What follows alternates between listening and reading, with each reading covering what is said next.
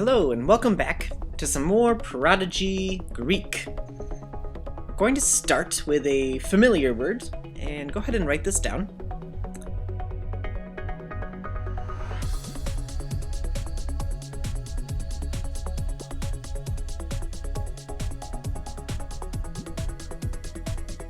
And this is idou. And we've seen this before in our last verse. And what does it mean? It means behold, or take a look. But I added some new marks here. This symbol is called an acute, and it means that we're going to speak with an upward inflection. So we'll say idou instead of like idou or idou. We have to say idou. So go ahead and say that. Say idou. And then the next word is going to be this. Go ahead and write this down. Mu, alpha, gamma, omicron, iota. And this is magoi. Except I probably should say magoi, because it has an acute right here. And it's not actually part of the letter, but it's part of how we stress the word when we say it. So, idou, magoi. Or, I'm sorry, idou, magoi. Repeat after me. Idou, magoi.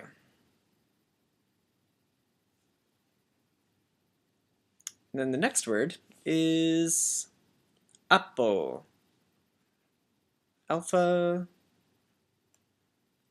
P, omicron. And this has an inflection mark going down. So when it comes down like that, it's called a grave. And it looks like the word grave, but we pronounce it grave, and it means that it's going in a downward inflection.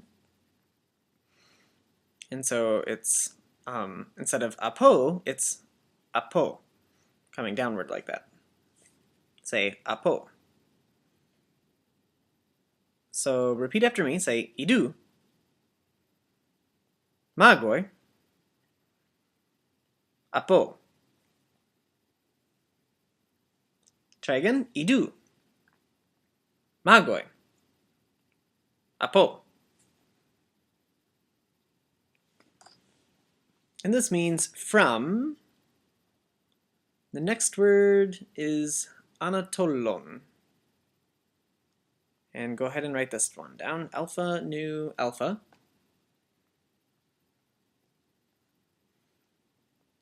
Tau, omicron, lambda, omega, nu. Anatolon.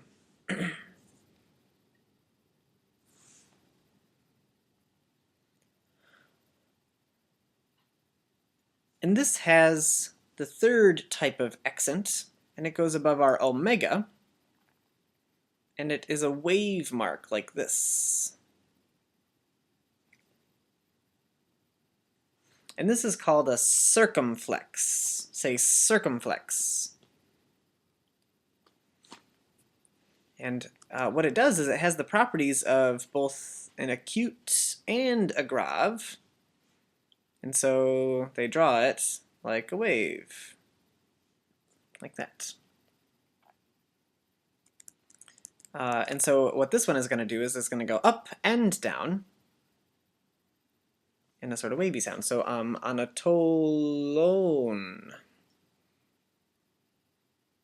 On. Anatolon. Try saying that out loud. Anatolon. But when it's spoken quickly, it hardly gets noticed. So this whole phrase might sound something like idou Magoi aponatolon. Try saying that. Say, idu. Magoi aponatolon.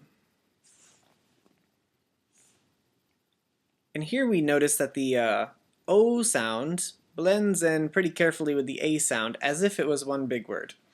Aponatolon. Aponatolon. And these are the pronunciation rules for modern Greek. So if you went over to Greece today, this is how they would pronounce it, more or less. And that is how we're going to start learning to pronounce these words, according to the modern Greek rules, wherever possible. There are some variations even in Greece, just like there are variations in most countries, like in the south of America, the southern states like Alabama has a very different way of pronouncing vowels and some consonants than they do in Michigan. And Texas has its own way of pronouncing things, and California is a little different.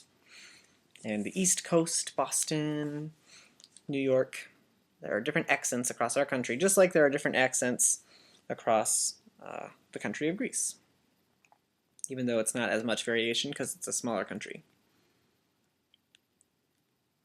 Okay, and so we know what idu means, and then do you remember magoi? Is the Magi. And the Magi were ancient astronomers also. These were the wise people. The people that studied astronomy are also mathematicians and kind of a form of ancient scientist, and oftentimes regarded as the wise people. And then apo means from, and anatolon is the east, from the east. Idu, magoi aponatolon. So try saying it fast one more time. Idu, magoi aponatolon.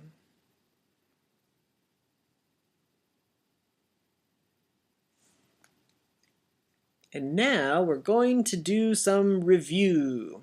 Oh, by the way, this is from Matthew 2:1. We're starting a new verse. Just so you know what verse we're referencing here. Matthew 2, verse 1. And now we shall do our review. Okay, so take a look at this text. And this is from Matthew 1:20, which we just finished. And I'm showing you a typed out version. For some reason it makes the capital delta very bold, and I don't know how to fix that. I can't quite change it, but ignore that. Other than that, let's read the verse. Go ahead and word by word try to read it. So what is this first word here? Idu. Just like we have in our new verse in Matthew 2:1. And here? Angelos. We can see that it has the acute mark right here on top of the A, so it's saying angelos. And then here,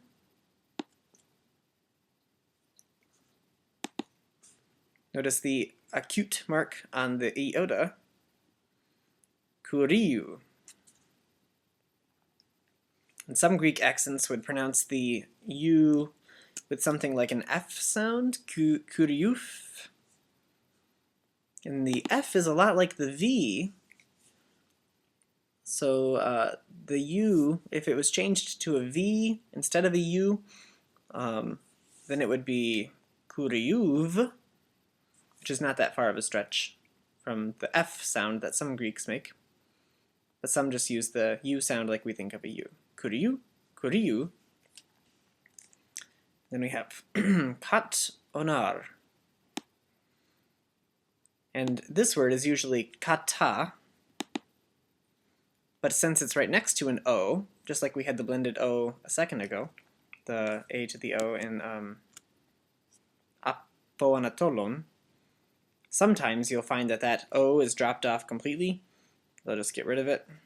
and then they'll write something like apanatolon, like this.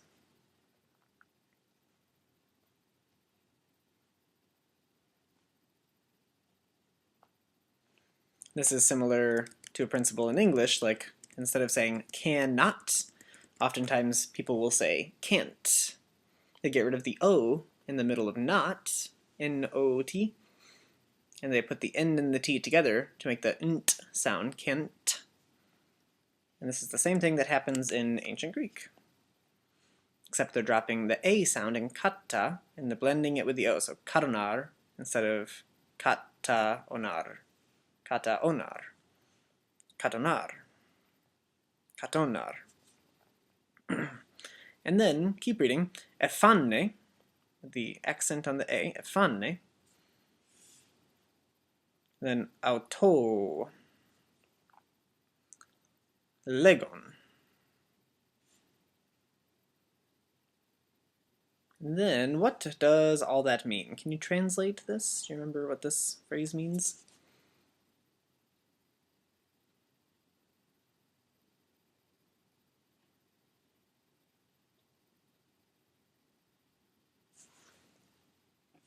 Behold,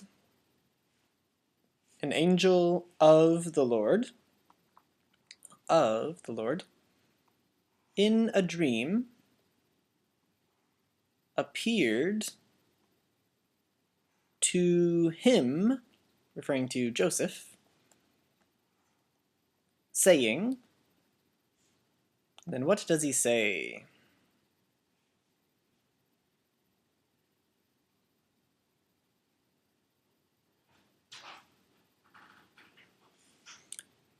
Joseph, son of David, or David's son. Then here's the downward accent, me, instead of me. Me phobethes paralabein, Mariam, tein guneika su. And what does that all mean in English?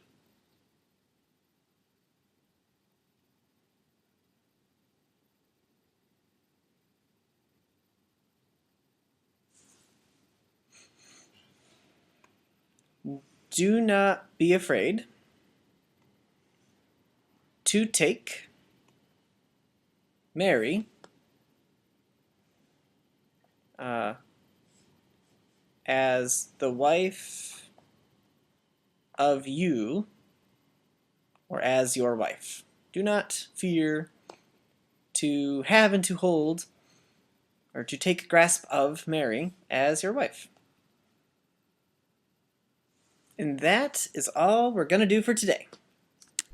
So new part, idou magoi apo anatolon.